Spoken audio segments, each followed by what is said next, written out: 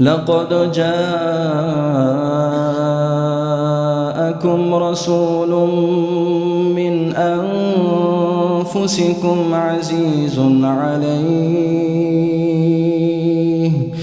عزيز عليه ما عنتم حريص عليكم بالمؤمنين رؤوف رحيم.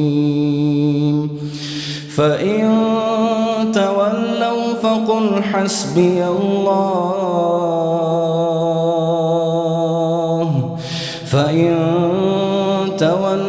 فقل حسبي الله لا